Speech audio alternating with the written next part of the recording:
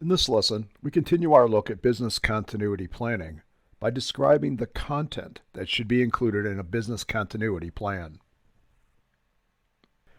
Before diving in, be sure you understand business continuity planning and business impact as described in my two other business continuity videos in my CISSP Domain 1 channel.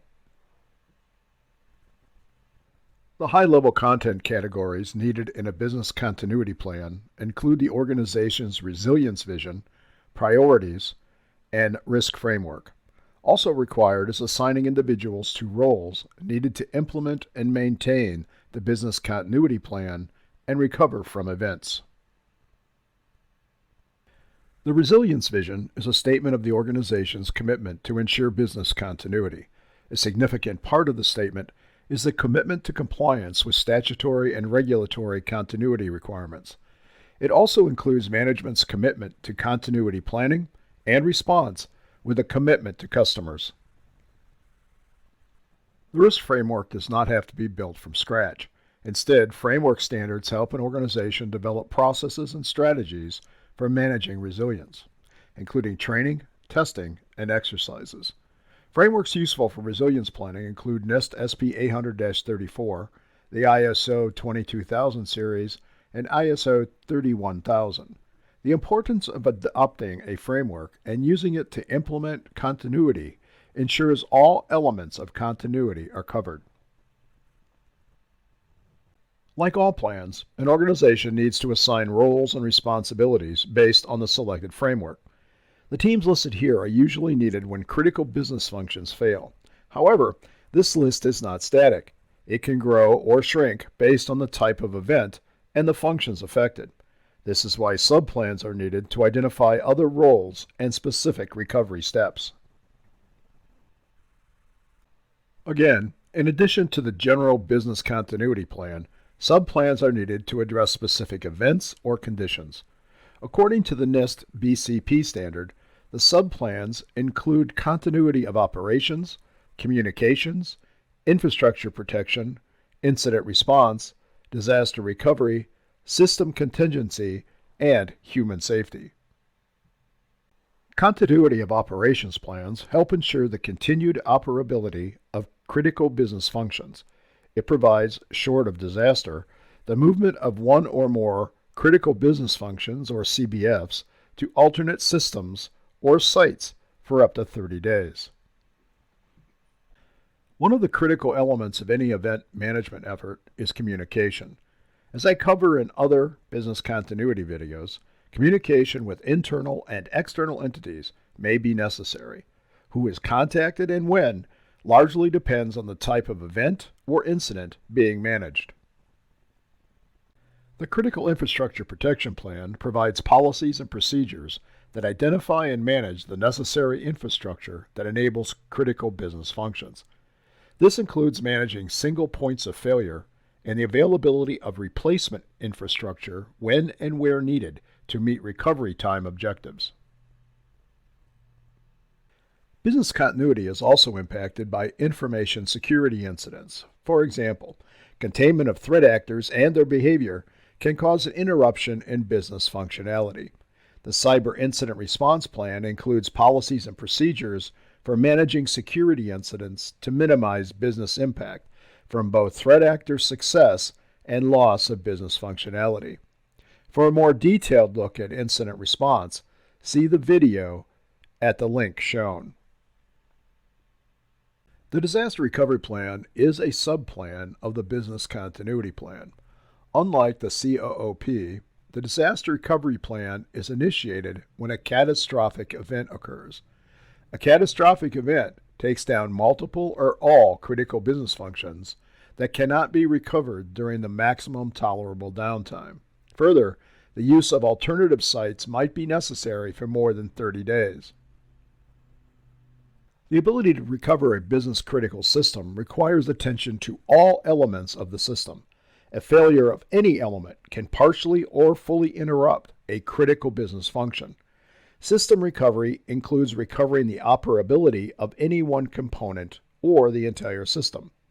A system contingency plan is needed for each critical system to support other subplans, like the COOP and the Disaster Recovery Plan. In any contingency plan, human welfare is the highest priority. In the Occupant Emergency Plan, policies and procedures help ensure humans are protected or safely evacuated when a physical threat occurs. Related to human safety is planning for reducing structural damage caused by a physical threat, like a tornado or a hurricane. Further, human safety can be a consideration in geographic regions where political unrest can threaten facilities. Regardless of the subplan, each plan requires a strategy-based procedure for managing the associated event. The procedure should contain declaring an event, implementing the appropriate recovery strategy, the right people to bring together to manage the event, how and when to initiate internal and external communications, the effect on people and proper management of human welfare, quick access to financial resources, the recovery time, recovery point, and work recovery time objectives, as well as appropriate training and awareness activities. Each subplan must include conditions to be met in order to declare an event and initiate a response. This includes listing the names and contact information for individuals who can approve the declaration. Subplans must also include standards and guidelines for recovering from the covered events. They also have preferred recovery procedures. Because most plans only last until boots hit the ground, alternative approaches must also be considered and documented. This is the reason for providing standards and guidelines that enable teams to determine the best approach. Having the right people in the right roles during an event recovery is critical.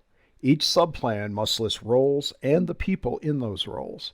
Also, the roles must include both primary and alternate communication methods, the team's span of control and span of authority, and that of each role is also defined.